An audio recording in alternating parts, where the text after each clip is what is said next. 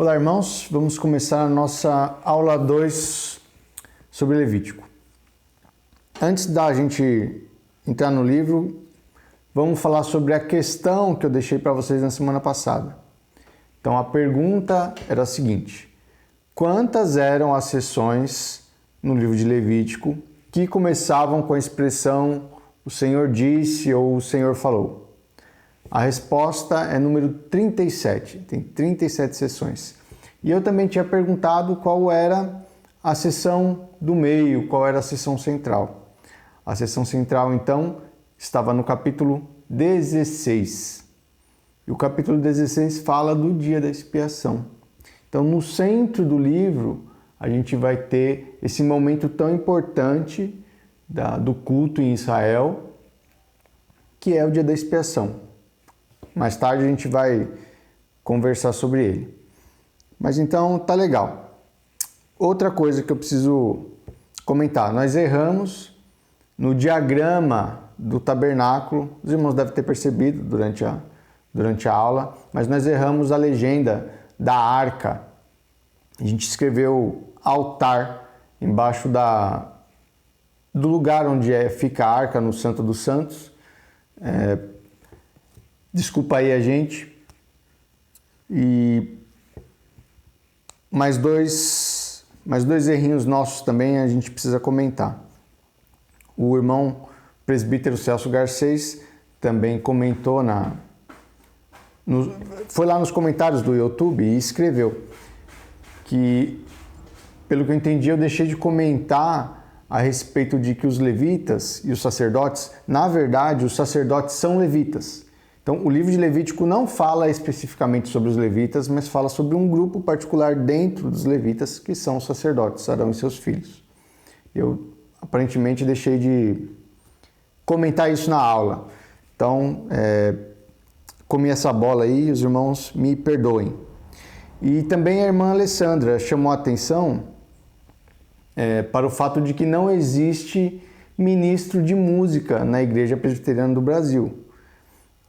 Eu não sabia que a Igreja Presbiteriana tinha essa posição, né? Eu sou presbiteriano há pouco tempo e comentei, né, sobre a igreja onde eu estava antes de vir para cá, uma das igrejas da qual eu era membro antes de vir para cá, para a nossa igreja. E lá tinha ministro de música, né? Tinha esse cargo. Eu, particularmente, acho que não existe problema em existir esse tipo de cargo, não acho que seja algum pecado. Quando a gente vê em 1 Crônicas, inclusive eu falei errado para a irmã lá no comentário, eu falei de 2 Crônicas. Em 1 Crônicas, Davi reorganiza os levitas e dá várias funções para eles. Da função de porteiro, da função de juízes, da função de músico. E os levitas eram sustentados pelos dízimos. Até onde eu me lembro, em nenhum momento esse fato muda na história de Israel. Então você tem vários cargos no templo ocupados pelos levitas e eles eram sustentados pelos dízimos. Então, inclusive nessa outra igreja onde eu participava, também tinha porteiro, que também era pago pela igreja, né? Era uma igreja grande, tinha atividades todo dia, então precisava de alguém para abrir e fechar o portão para quem fosse lá. Mas então, em analogia a isso, eu acho que não tem problema as igrejas que decidem, optam por ter outros cargos e dar títulos para esses cargos mesmo de ministro. Mas parece que essa não é, pelo que a irmã falou, a posição da Igreja Presbiteriana do Brasil. Ela também chama a atenção de que esse cargo não existe no Novo Testamento, o que é verdade. Mas, de novo, eu pessoalmente não vejo problema. Mas eu vou procurar ler mais sobre isso e ver com detalhe a posição da igreja a esse respeito, que eu realmente desconhecia. E é importante a gente comentar isso, porque isso daqui não é o canal do YouTube do Enéas, certo? Isso aqui é uma aula de EBD de uma igreja presbiteriana. Então é um canal oficial, ou semi-oficial, tem um peso, né, de ser um canal da Igreja Presbiteriana. Então a gente deve comentar quando a gente estiver fugindo da doutrina oficial da Igreja, né, ou de determinações do Conselho, coisas desse tipo. É importante a gente ter isso em mente, né? Os irmãos precisam saber disso, que isso é uma opinião pessoal do professor, não a posição da Igreja Presbiteriana. Agora, é legal a gente conversar sobre isso, porque, como eu falei, eu pensei por analogia. E muito do que a gente está vendo aqui em Levítico é por analogia. Esse método de ler a Bíblia, digamos assim, ou você tem que ficar usando muito a imaginação, pensar nas imagens, pensar em correspondências, ele pode ser perigoso. Às vezes você pode achar que está vendo alguma coisa ali na Bíblia e não está lá. Na verdade, é conhecido na história da igreja que muitas vezes isso foi feito e levou a interpretações errôneas. Mas muitas vezes isso leva também a interpretações certas. Na verdade, como qualquer outro método de você ler a Escritura, você tem que tomar muito cuidado quando você faz. Você tem que estar muito certo, muito convicto de que realmente a Escritura está mostrando aquilo ali. No caso, por exemplo, a gente já fez um raciocínio assim, que é imaginar o tabernáculo ou ver o tabernáculo como se ele fosse uma espécie de retorno ao Éden, uma espécie de primeiro retorno ao Éden. E isso não está escrito em nenhum lugar do Êxodo, o Levítico, em nenhum lugar da Bíblia está escrito que o tabernáculo é algo desse tipo. Mas eu procurei mostrar para os irmãos que existiam muitos paralelos, muitas coincidências o suficiente para a gente parar e falar, não, pera, isso aqui não é só coincidência, tem realmente alguma coisa acontecendo a mais aqui.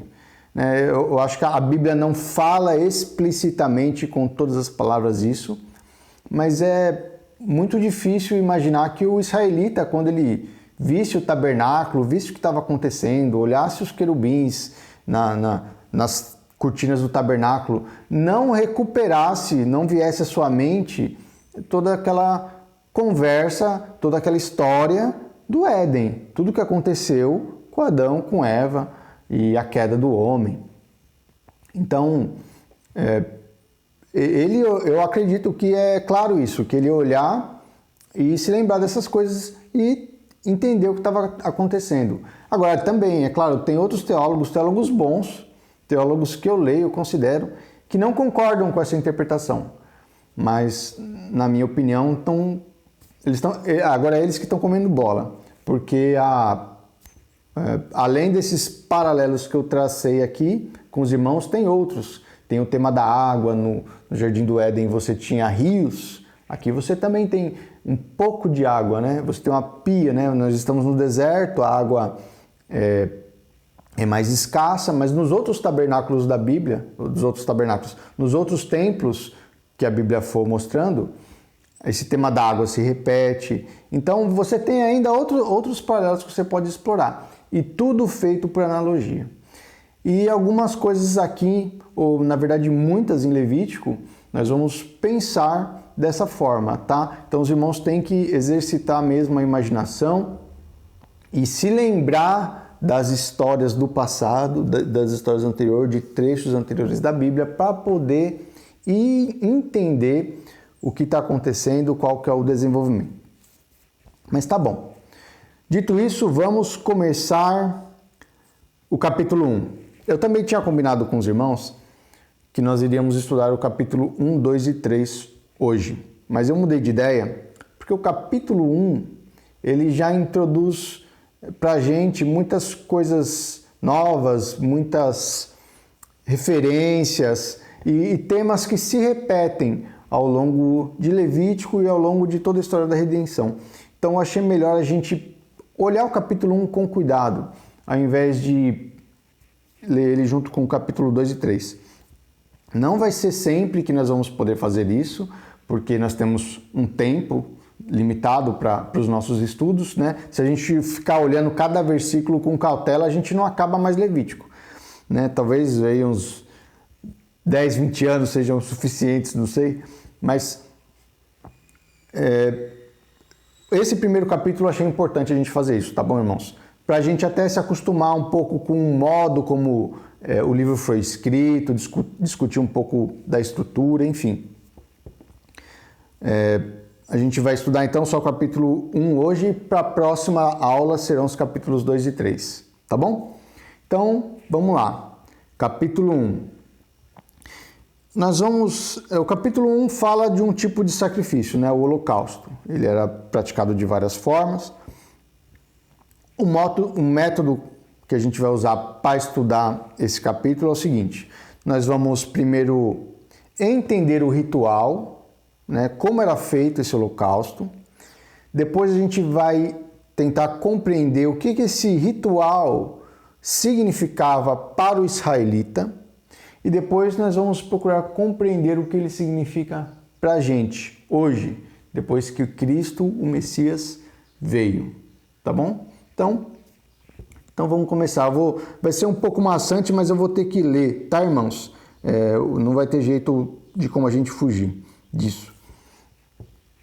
Uma outra coisa, esse capítulo, se você leu antes de estudar, se você leu enquanto você estudava, se você leu esse capítulo em casa, se você estudou para nossa aula, você deve ter percebido que ele é muito repetitivo. Tem muitas coisas que se repetem e elas se repetem com alguma variância.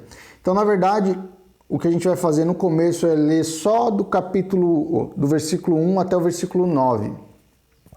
Que é a primeira forma do sacrifício, e ela serve como um modelo para os outros dois tipos de sacrifício. A gente vai comentar também os outros dois tipos de sacrifício, mas a gente vai usar como modelo para o nosso estudo essa primeira forma, que vai até o capítulo 9. Então, na verdade, nós não vamos ler o capítulo inteiro, só vamos prestar atenção nos primeiros 9 versículos.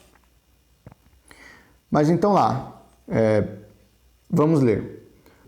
Levítico capítulo 1, dos versículos 1 ao 9. O Senhor chamou Moisés e da tenda da revelação disse-lhe: Fala aos israelitas: Quando algum de vós apresentar uma oferta ao Senhor, deverá ser do gado, isto é, do rebanho bovino e do rebanho ovino e caprino. Se a sua oferta for holocausto do rebanho bovino, oferecerá um macho sem defeito à entrada da tenda da revelação, para que seja aprovado pelo Senhor. Porá a mão sobre a cabeça do holocausto, e este será aceito em favor dele, para sua expiação. Depois sacrificará um novilho diante do Senhor, e os sacerdotes, filhos de Arão, oferecerão o sangue e o aspergirão em redor sobre o altar que está à entrada da tenda da revelação. Então ele tirará o couro do holocausto e o cortará em pedaços. E os filhos de Arão, o sacerdote, acenderão fogo sobre o altar e arrumarão a lenha sobre ele. Também arrumarão os pedaços, a cabeça e a gordura sobre a lenha que está no fogo em cima do altar. Mas as vísceras e as pernas serão lavadas com água, e o sacerdote queimará tudo isso sobre o altar como holocausto, oferta queimada de aroma agradável ao Senhor. Muito bem. Então, para começar, eu quero chamar a atenção para alguns detalhes do versículo 2. Ele diz assim... Uma outra coisa, irmãos. Eu estou lendo na Bíblia Almeida século 21. Né? Se algum irmão quiser acompanhar na versão da Bíblia que eu estou lendo. Então, diz assim, o versículo 2. Fala aos israelitas: Quando algum de vós apresentar uma oferta ao Senhor... Aí eu lembro o que eu já disse a vocês na outra aula. Quando algum de vós, no original em hebraico, quando algum Adão dentre vocês. Lembra que Adão significa homem, humanidade. Então, assim, quando algum dentre vós Adão, e essa palavra Adão remonta, claro, né, irmãos, ao Jardim do Éden. Novamente, a gente está vendo que tem não só imagens, mas expressões no texto que puxa a nossa cabeça a ideia do jardim. Outras palavras podiam ter sido usadas pelo escritor para falar algum de vós, né? Como, por exemplo, no capítulo 2 ele vai usar nefesh, é outra palavra que pode ser usada para dizer pessoas. Mas aqui, logo de cara, no capítulo 1, na hora que Deus começa a falar quando alguém quiser se aproximar dele, ele usa Adão. Então, novamente, é a ideia de que Deus está recuperando ou trazendo à mente do israelita o que aconteceu no jardim e como isso está sendo remediado nesse momento na história da redenção. Então, quando algum Adão dentre vós apresentar uma oferta ao Senhor, outra coisa. Essa palavra aqui, oferta, no original, ela é korban. E korban, ele tem um sentido de ser algo que você traz para chegar perto. No português não existe uma palavra que tenha esse significado.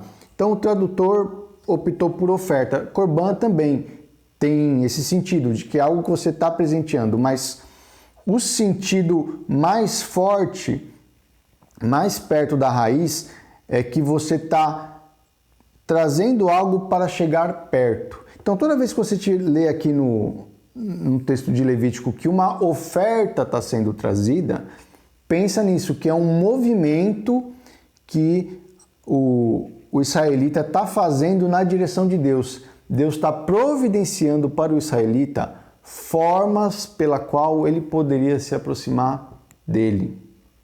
Então, é um presente, é algo que é dado ao Senhor para que você possa se aproximar dele. Esse tema de aproximar-se do Senhor é muito forte no livro de Levítico. Então, é bom para a gente ter isso em mente. Toda vez que a gente lê a palavra oferta, você está se aproximando de Deus. Você não está só deixando alguma coisa ali e indo embora.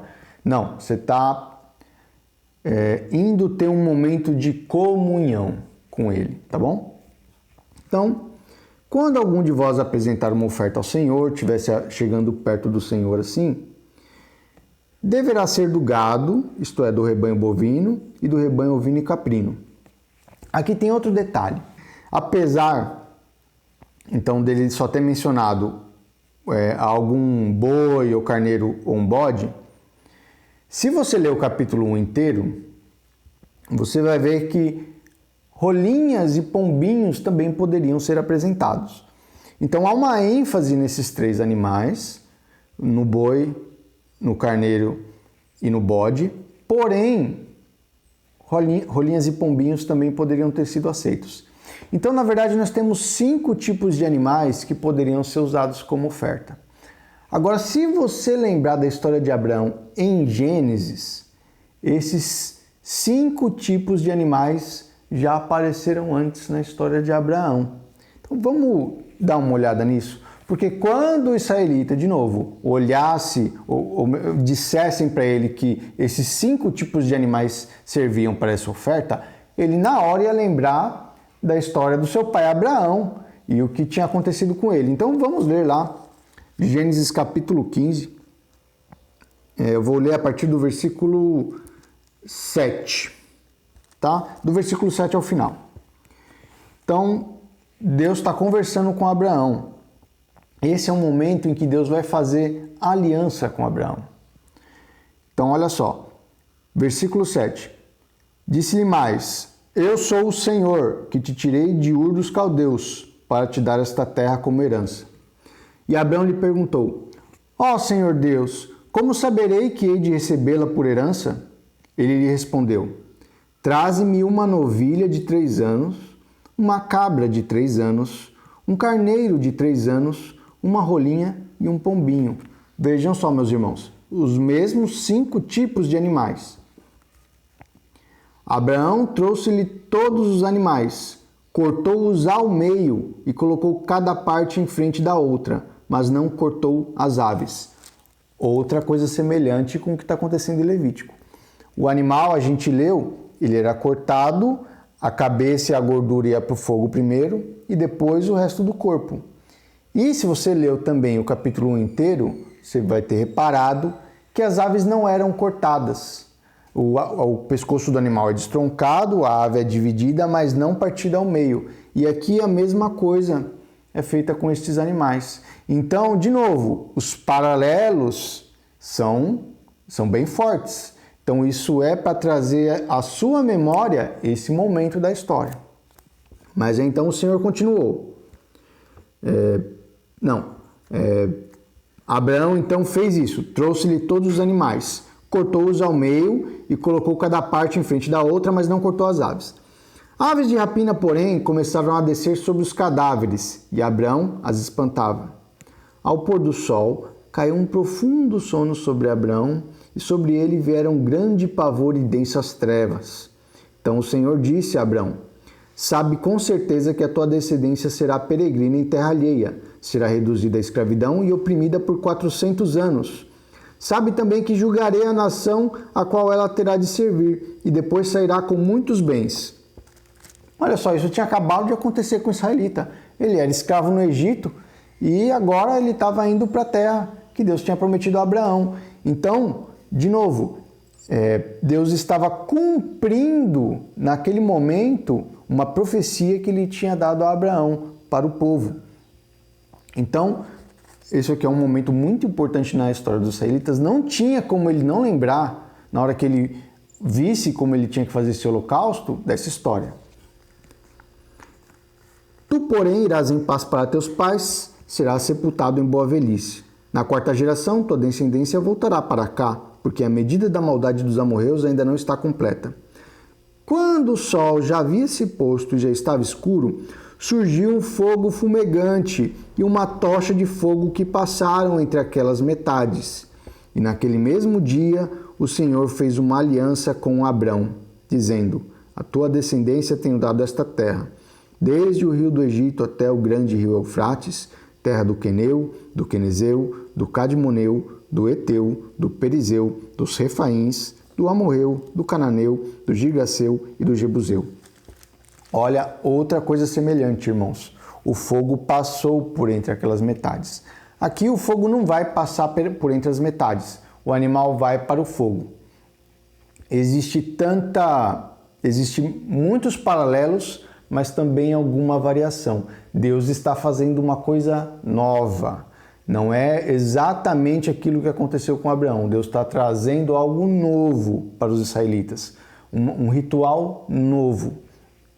Mas um dos significados que acredito que fica claro é que o israelita, quando ele apresentar essa oferta, ele estava reencenando algo muito semelhante do que havia sido feito com Abraão, do pacto, da aliança que Deus tinha feito com Abraão. Então, um dos sentidos deste ritual é que o israelita, indo ali trazer um substituto pelos seus pecados, ele estava não só confessando que ele deveria morrer, porque o animal era morto, a gente vai entrar com mais detalhes no ritual daqui a pouco, mas ele estava também dizendo ou encenando que ele quer continuar, por assim dizer, no pacto, que ele faz parte desse pacto, que ele está nessa história, que ele é filho de Abraão. Tá? Então, esse momento da oferta do holocausto, ele reencena o pacto que Deus havia feito com Abraão, e o israelita está ali, eu gosto muito dessa expressão, renovando esse pacto, afirmando esse pacto, não apostatando do pacto, mas está lá pedindo perdão e dizendo que quer fazer parte, quer continuar ali na comunidade dos santos, dos salvos. Mas, então, basicamente é isso que está acontecendo. Um outro detalhe, a gente vai ver mais para frente em Levítico a respeito desses capítulos, é que esses animais, cada um deles vai acabar representando um tipo de israelita. O boi vai ter uma relação muito forte com o sumo sacerdote, o bode com um líder dentre o povo, o pombinho com o pobre. Então, esse também é um dos motivos pelo qual os sacrifícios foram separados, né? E os 5 não são mais mortos ao mesmo tempo. Mas então tá bom, vamos começar finalmente o ritual.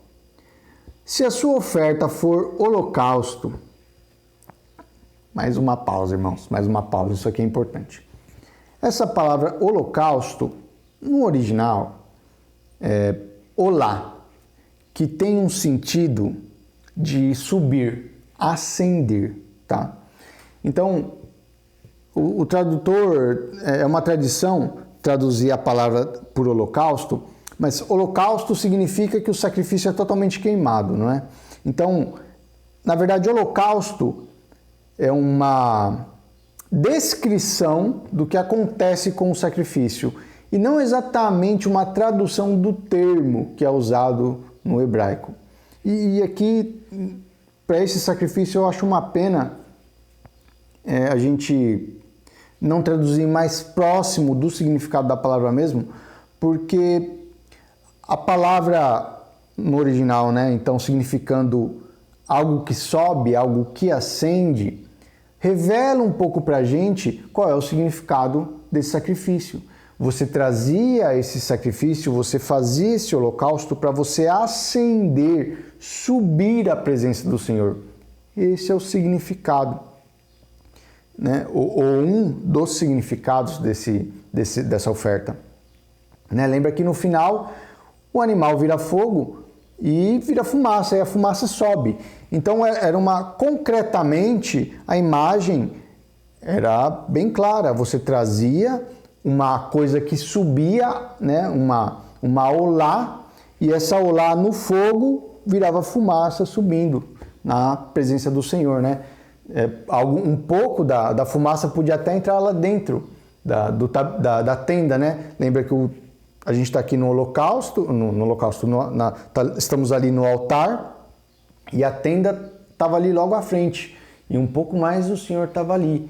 Então, é capaz até mesmo dessa fumaça entrar lá dentro da tenda.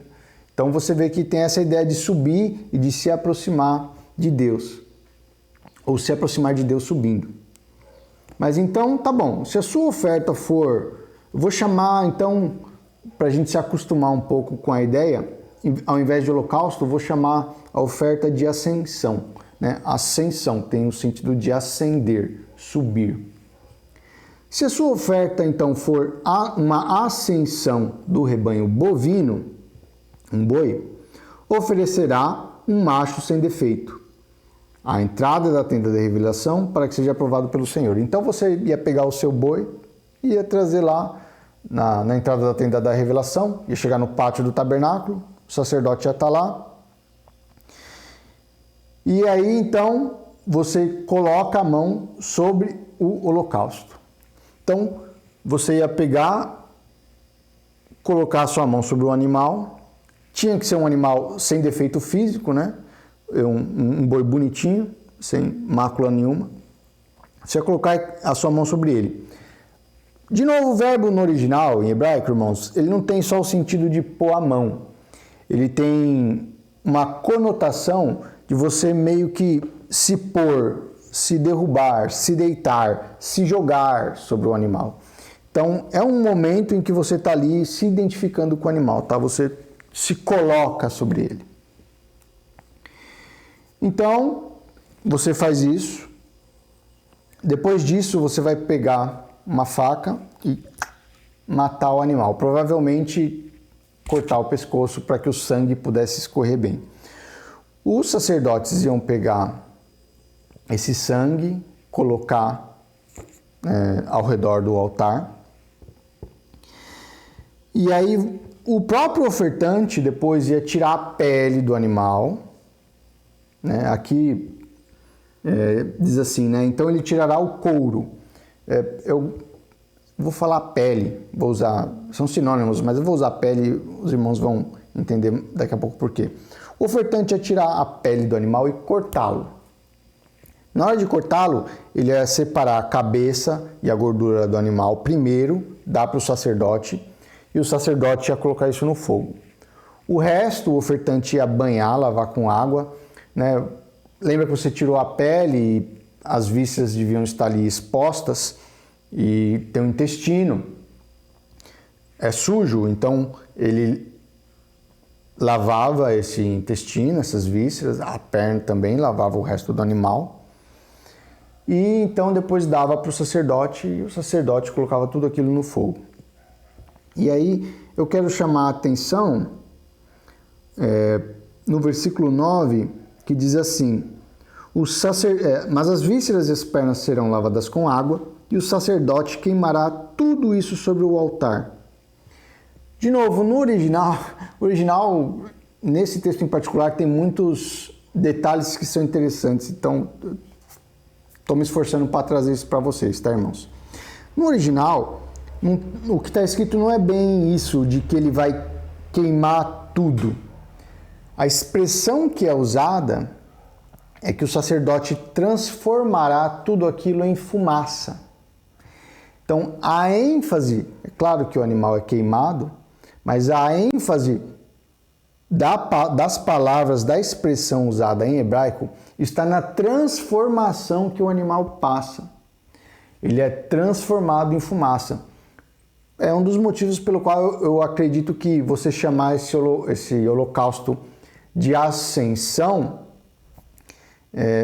traz à tona o verdadeiro significado dessa oferta.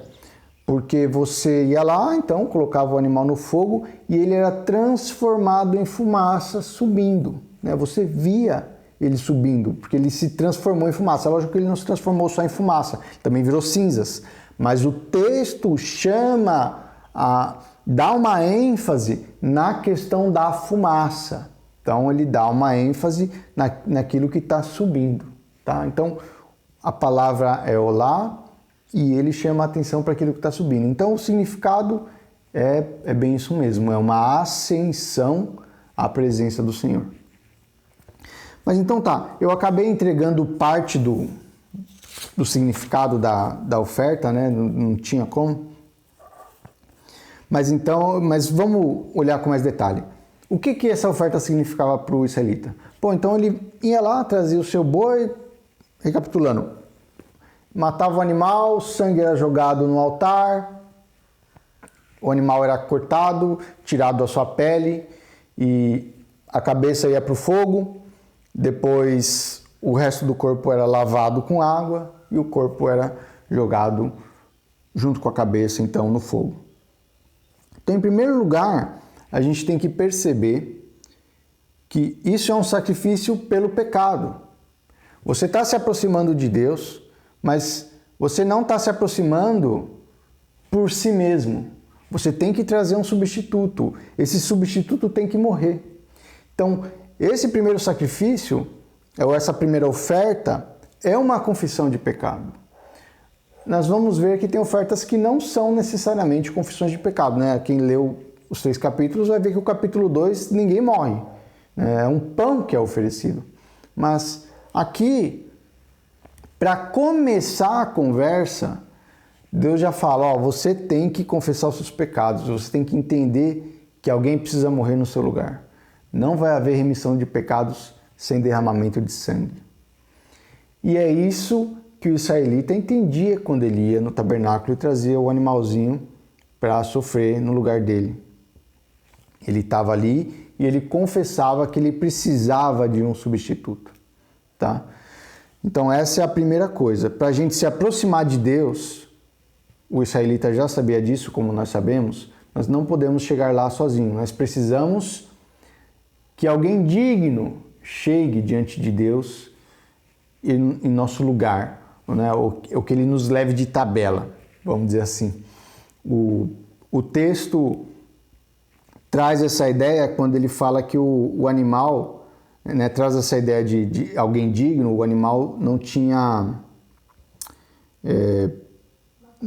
mácula, né? Na verdade, a expressão aqui é um macho sem defeito. Ele não tinha defeito. Esse defeito, no caso, é físico, né? Era um animalzinho que não era aleijado ou tinha qualquer doença, né? Simbolicamente, isso significava, moralmente, que nós precisávamos que alguém entrasse em nosso lugar na presença de Deus e que esse alguém não tivesse defeito, né? A palavra, inclusive, no hebraico tem esse duplo sentido. pode significar tanto não ter defeito físico quanto não ter defeito moral. E tá bom, mas então não basta um animal morrer. Isso é uma coisa interessante. Há todo um ritual a ser feito. Não basta que alguém morra no nosso lugar. Outras coisas precisam acontecer. Uma delas, a que vem logo em seguida, é a exibição do sangue. O sangue era colocado ali ao redor do altar. E isso devia chamar a atenção do israelita para a história da Páscoa. Ele ia se lembrar que quando ele foi libertado do Egito, na última praga em que Deus instituiu a Páscoa, Deus também falou que o sangue do animal deveria ser colocado nos umbrais e na viga da porta, para que quando o Senhor viesse buscar, né, ou viesse julgar, melhor dizendo, aquela terra, o israelita pudesse passar ileso, né? O anjo ia ver o sangue e ia passar direto por ele. Então aqui o livro de Levítico ele não explica nada disso, né? Percebam isso, irmãos. A gente vai ver vários rituais e o livro de Levítico não explica. De novo, tudo o israelita tem que ir lá lembrando de coisas que já aconteceram com ele para ele poder entender o que está acontecendo. E aí você também tem que conhecer o resto do Antigo Testamento para você ter uma noção do que Deus está pedindo do israelita ali, tá? Então esse sangue ao redor do altar tinha esse mesmo significado. Quer dizer, o animal foi morto e o sangue está sendo exibido, né? É a prova, por assim dizer, de que o animal foi morto. E que então o israelita está agora protegido, ele está dentro da sua casa e o sangue está ali nos umbrais das portas, o anjo não vai passar ali dentro. É a mesma ideia. O sangue vai proteger o israelita de quando o Senhor vier trazer julgamento. Mas então havia uma exibição do sangue. Aí acontece uma outra coisa interessante. O animal tinha que ser escalpelado. Você tinha que tirar a pele dele, né? O versículo 6 diz, tem que tirar o couro. Por que eu falei de pele? Essa história de pele, vamos lembrar que nós vamos lembrar que nós estamos recapitulando o Éden, certo? E no Éden, peles de animais aparecem lá em determinado momento. Então vamos ler, caso o irmão não se lembre, vamos ler rapidinho. Logo depois que o homem cai, o Senhor vai visitá-lo, Gênesis 3, tá aqui. Depois que o homem caiu, ele ficou com vergonha e percebeu que estava nu e fez para si vestes de folhas de figueira. Mas depois o Senhor, no versículo, Gênesis capítulo 3, versículo 21, diz que o Senhor Deus fez roupas de peles para Adão e sua mulher e os vestiu. Então, pele de animal, pensando nessa história do Éden, lembra isso. Lembra que Deus vestiu Adão e Eva com certas roupas que eram de peles de animais. As roupas que Adão e Eva tinham feito para si não eram adequadas. Deus, então, providenciou outras roupas que eram melhores para Adão e Eva.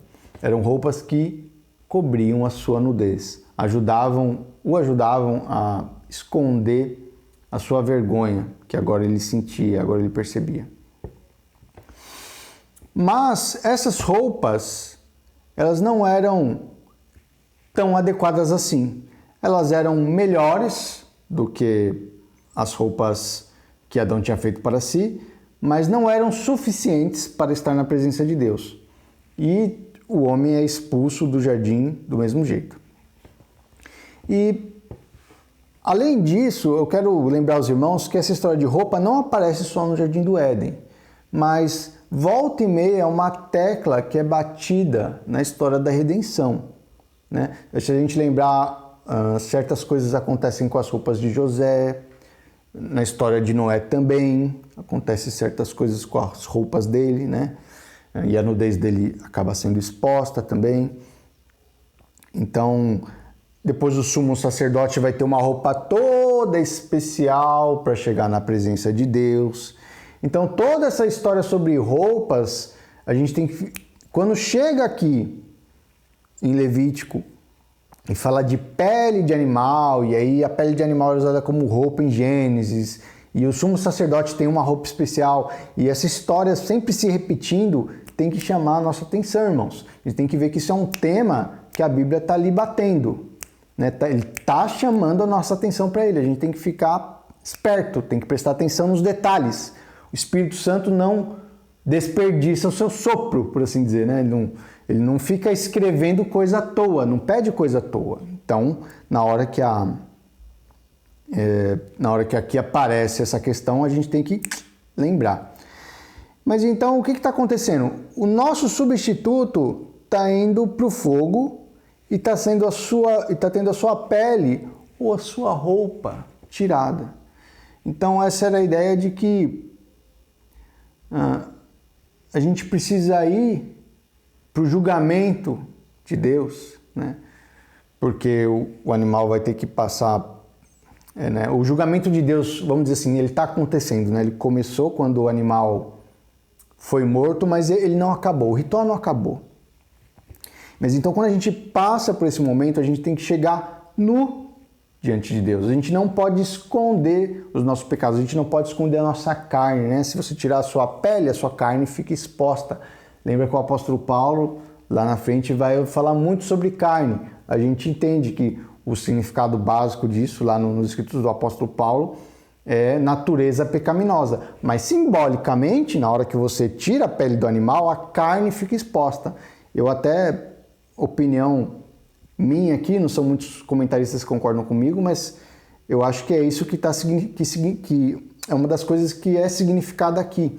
É que a nossa carne está sendo exposta diante de Deus. A carne desse animal não é uma carne corruptível como a nossa.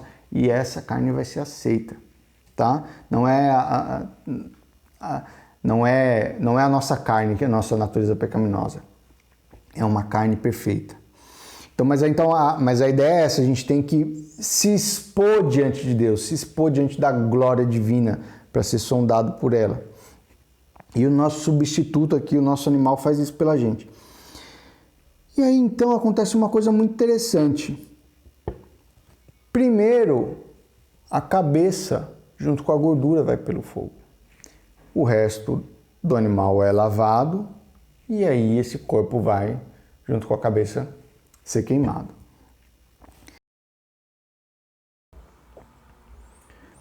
E agora com relação à parte final do sacrifício. Nela, a cabeça do animal, junto com a gordura, ia para o fogo, em cima do altar.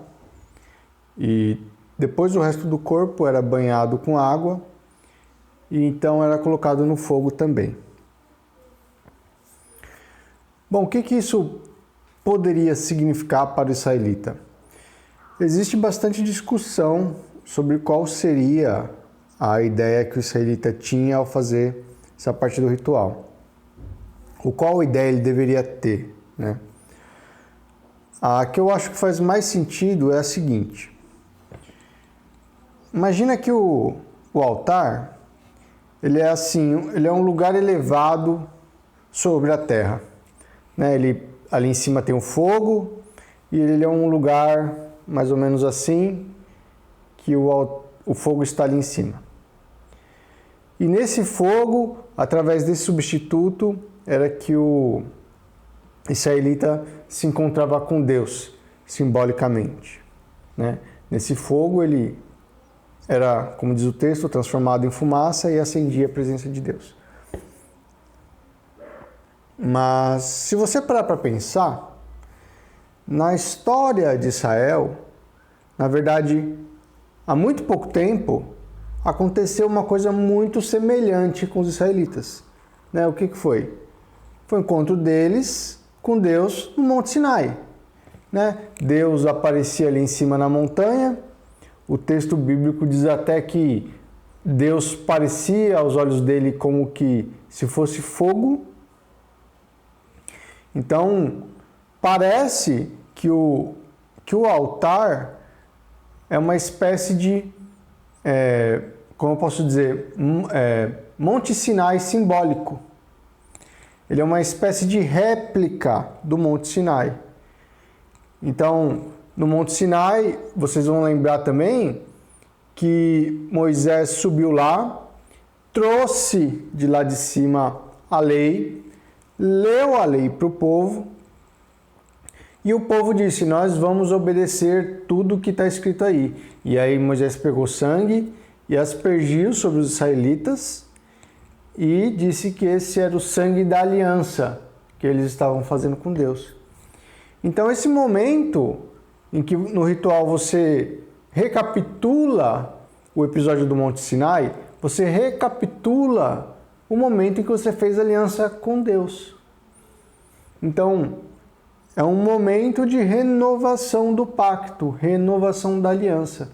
Você pecou, quebrou o pacto, disse que obedecer, não obedeceu, e aí então traz um substituto para ser aceito diante de Deus e para reafirmar a sua aliança ao pacto, para falar que você está arrependido, que apesar de você ter pecado, você quer continuar no pacto, você quer ser fiel, você quer ainda ser um servo de Deus. E então, a gente percebe nesse momento que não era só uma renovação do pacto abraâmico, então. Era também uma renovação do pacto que o povo fez com Deus no Sinai, com Moisés. E aí, então, essa história de a cabeça vai para o fogo e depois o corpo, vocês lembrem também que o povo passou pelas águas, né?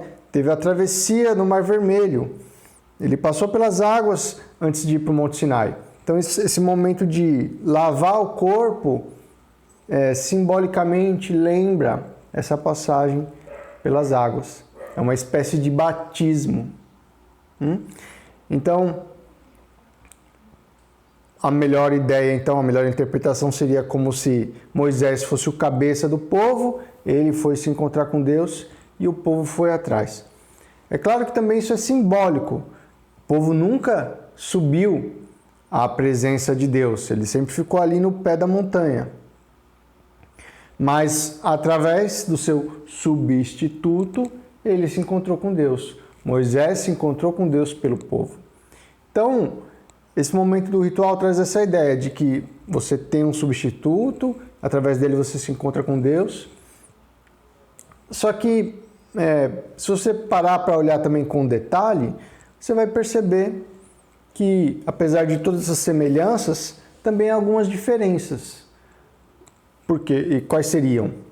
Bom, Moisés também teve que passar pelas águas, né? Então, o cabeça ali não é bem... no nosso ritual, a cabeça não é molhada, né? Então, não se encaixa tão bem com Moisés. E também no nosso ritual, o corpo vai para o fogo. A gente pode pensar, não, é simbólico, porque Israel nunca foi até lá em cima. Mas no ritual é um pouco forte isso, né? O corpo vai mesmo para o fogo. Então, eu acredito que é um ritual que tanto recapitula as coisas que aconteceram com o povo de Israel, com o israelita que estava ali oferecendo. Tanto através do ritual ele reafirma o pacto do Sinai, como também o ritual aponta para algumas mudanças que ainda haveriam de acontecer nesse pacto. O pacto não recapitula com perfeição o que aconteceu, recapitula simbolicamente o que aconteceu. Em boa parte é muito semelhante, mas tem algumas divergências que apontam para, digamos assim, um pacto ainda superior ou melhor, onde o povo finalmente, não só o seu cabeça, mas o povo ia se encontrar com Deus face a face, tá? Então, essa é a interpretação que eu acho que faz mais sentido para esse ponto. E aí aqui eu quero até chamar a atenção, irmãos, para como era a fé desse israelita, como era a sua religião, que às vezes a gente tem uma noção errada de que o israelita era salvo pelas obras. Não é? Assim, ele precisava cumprir um monte de leis e mandamentos para ele ser salvo. Mas vejam que aqui ele vem se aproximando de Deus através de um substituto.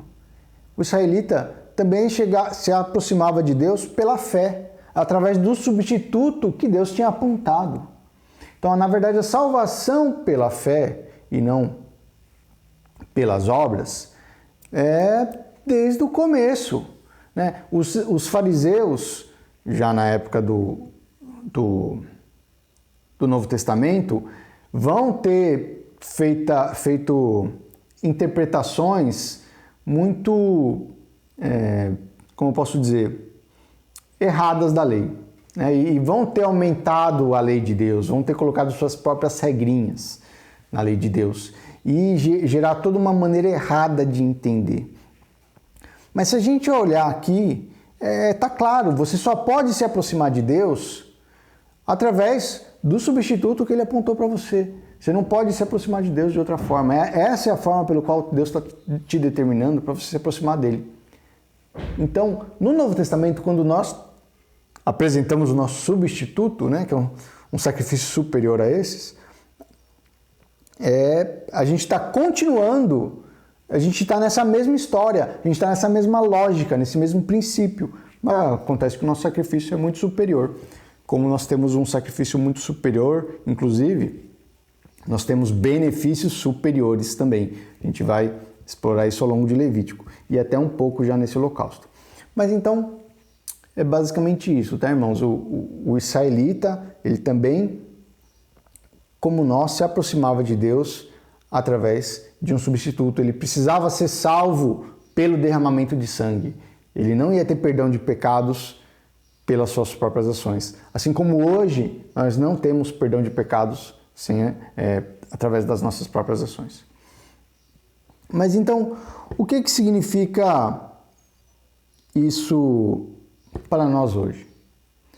Bom, em primeiro lugar, uma coisa muito interessante é que se nós sabemos que, na verdade, isso daqui falava a respeito do que Cristo viria fazer.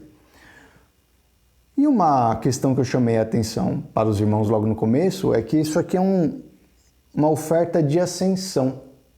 Então, a obra de Cristo não é apenas ele ser morto, como o sacrifício da ascensão não era só ele ser morto. Algumas coisas mais Cristo fez ou teve que fazer para que a sua obra fosse completa. A obra de Jesus não se resume a simplesmente ele morrer, mas envolve também a sua ascensão. Né? Jesus Cristo morre, ressuscita no poder do Espírito e sobe aos céus. Então, a obra de Jesus, quando cumpre esse primeiro tipo de oferta, primeira coisa que Deus está falando ele morre e sobe aos céus. A obra de Jesus não estaria, por assim dizer, completa se ele não tivesse, além de morrido, ressuscitado e subido aos céus. Tá bom? Então porque às vezes a gente pensa que Jesus só precisava ter morrido. Não, a obra dele é mais ampla do que isso. Tem mais coisas que ele está nos dando com a sua obra do que só a sua morte. A gente vai participar da sua morte, mas também da sua ressurreição e também da sua ascensão, tá? Então essa é a primeira coisa que a gente tem que ter em mente. A segunda coisa, ficou claro, né? O israelita precisava de um substituto, nós também. Jesus Cristo teve que morrer pelos nossos pecados. Não era possível que nós fôssemos salvos e ele não tivesse morrido. Ele orou para o Pai: Pai, se possível, afasta de mim esse cálice. Então, a primeira coisa é que é absolutamente necessário que o nosso substituto tenha que morrer. Jesus Cristo orou ao Pai: Pai, se possível, afasta de mim esse cálice. Mas não foi possível. Jesus Cristo teve que morrer. Sem derramamento de sangue não há remissão de pecados. Então, e Cristo cumpriu isso, ele fez isso, ele morreu em nosso lugar. Agora, é interessante, eu comentei da roupa, né? Jesus também fala de roupa. Se a gente lembrar da parábola do banquete de casamento, está lá em Mateus 22, né? Vamos ler. Já que às vezes essa questão das roupas é algo que a gente não pensa muito a respeito, então é bom a gente chamar a atenção quando ela aparece. Né? Em Mateus 22 tem a parábola da festa de casamento. Nessa parábola fala que havia um casamento e o noivo convidou, né? O reino do céu é semelhante a um rei que celebrou um casamento, né? O noivo aqui é um rei. E aí ele na verdade, é o casamento do seu filho, perdão, irmãos, estou confundindo. O rei vai celebrar o casamento do seu filho. E aí ele chama os amigos dele para comparecer e eles não vão. Aí o rei fica muito irado e chama quem quisesse vir, pode vir. Aí tá bom. E aí, então, o pessoal veio para a festa, só que aí tem uma hora que diz assim, ó, versículo 11, Mateus 22, 11. Quando o rei entrou para ver os convidados, encontrou ali um homem que não se vestia de trajes nupciais e perguntou-lhe, amigo, como entraste aqui sem trajes nupciais? Ele, porém, calou-se. Então o rei ordenou aos servos, amarrai-lhe os pés e as mãos e lançai-o nas trevas exteriores. Ali haverá choro e ranger de dentes, porque muitos são chamados, mas poucos escolhidos. Então, Jesus também trabalha esse tema, também trabalha essa questão da roupa. Mas então, que roupa que é suficiente para estar na presença de Deus, né? O apóstolo Paulo vai falar em Gálatas 3, 27. 1 e 2 Coríntios, Gálatas. Gálatas 3, 27. Porque todos vós que em Cristo fostes batizados, vos revestistes de Cristo. Então, Cristo é essa roupa, por assim dizer, que nós precisamos para estarmos diante de Deus. Na verdade, esse vai ser inclusive um tema recorrente nos escritos paulinos, irmãos. Ele fala em Gálatas, mas tem em outros lugares também. Mas a ideia é essa, a gente precisa estar diante de Deus de maneira apresentável. A gente está indo para uma festa de casamento e o pessoal não está vestido, não tem roupa para essa festa. E como é que você está aqui sem Cristo? Não pode estar aqui sem Cristo. E aí ele é lançado fora. Então Cristo é tudo aquilo que nós precisamos para podermos participar desse banquete. E essa é a ideia que está aqui. Que é uma das ideias que está presente aqui. Se a gente lembrar também, Cristo foi despido, né? Quando ele foi ser crucificado, ele passou por esse momento em que as suas roupas são rasgadas, né? Os oficiais romanos pegaram as suas roupas. Mas ele passou por isso para que agora nós pudéssemos ter roupas adequadas para estar diante da presença de Deus. E é interessante também, para a gente já ir terminando, que esse fogo onde o animal passa, ele simboliza a presença de Deus. Mais para frente a gente vai ver em Levítico que Deus uma hora acende mesmo esse fogo e queima uma oferta. Então esse fogo ele representa a presença de Deus.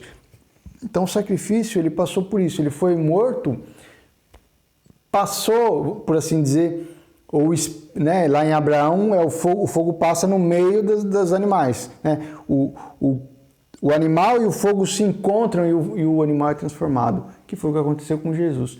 Ele morreu e no poder do Espírito ressuscitou, como está lá em Romanos. Vamos ler Romanos capítulo 1, comecinho de Romanos. Ele foi, Romanos capítulo 1, versículo 4. Com poder foi declarado o Filho de Deus segundo o Espírito de santidade pela ressurreição dentre os mortos. Então a ressurreição dentre os mortos tem tudo a ver com uma operação que acontece do Espírito Santo em Jesus, que o ressuscitou, que o levantou dentre os mortos. Então, essa transformação pelo fogo significa a transformação gloriosa que o Espírito vai fazer em nós e fez em Jesus. E justamente, que interessante, irmãos, nós sabemos já no Novo Testamento que Cristo é o cabeça e nós somos o corpo, a sua igreja é o corpo. Então o que acontece ali no sacrifício é que a cabeça vai primeiro no fogo, nós somos batizados, né? O corpo é lavado com água, nós somos batizados e então o seguimos também no fogo e junto com ele acendemos a presença de Deus. Em parte isso não está completo na nossa vida, mas em parte sim, né? Se a gente pensar no sacrifício, na mesma hora a cabeça e o corpo sobem à presença de Deus. E o que diz Efésios? Vamos ler Efésios. Efésios já está aberto. Efésios capítulo 2, versículos 4 a 6, por exemplo. Mas Deus, que é rico em misericórdia, pelo imenso amor com que nos amou, estando nós ainda mortos em nossos pecados, deu-nos vida juntamente com Cristo, pela graça sois salvos, e nos ressuscitou juntamente com Ele, e com Ele nos fez assentar nas regiões celestiais em Cristo Jesus. Então, olha só, o verbo no passado, nos ressuscitou juntamente com Ele. Então, assim como a cabeça ia primeiro, mas ao mesmo tempo o corpo ia com ela, nós, unidos a Cristo pelo Espírito, já ressuscitamos com Ele. Somos uma nova criatura, fomos regenerados, como o pastor ensinou esses dias. Então, existe um sentido em que nós já subimos, assim como Cristo ascendeu aos céus e está assentado à direita do Pai, que também está aqui em Efésios, Efésios capítulo 1, versículo 20, que atuou em Cristo, ressuscitando-o dentre os mortos e fazendo sentar-se à sua direita nos céus. Nós que pelo Espírito estamos unidos a Cristo, também estamos lá com Cristo nos céus. É o que o texto de Efésios nos ensina e é o que a oferta da ascensão nos ensina. Ela nos ensina que nós ascendemos, nós já subimos e estamos lá com Cristo nos céus. E isso é muito interessante também para a teologia de Levítico.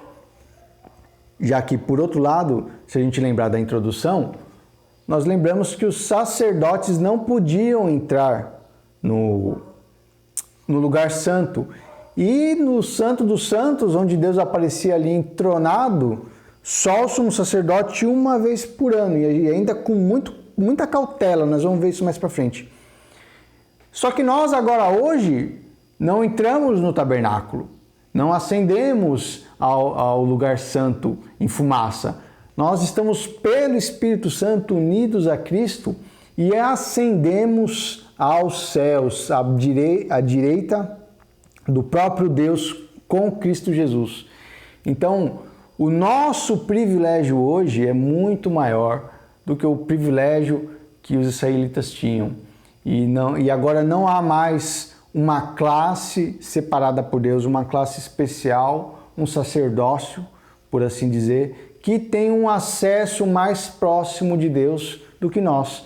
Todos nós estamos em Cristo, não tem lugar mais próximo de Deus que é possível estar do que em Cristo. Então, nesse sentido, não existe diferença entre nós e o presbitério ou o pastor, por exemplo. Todos nós temos igual acesso, igual ligação com o Pai através de Cristo Jesus. Ele é o único mediador que precisamos, o único mediador que nós temos. Tá bom, irmãos?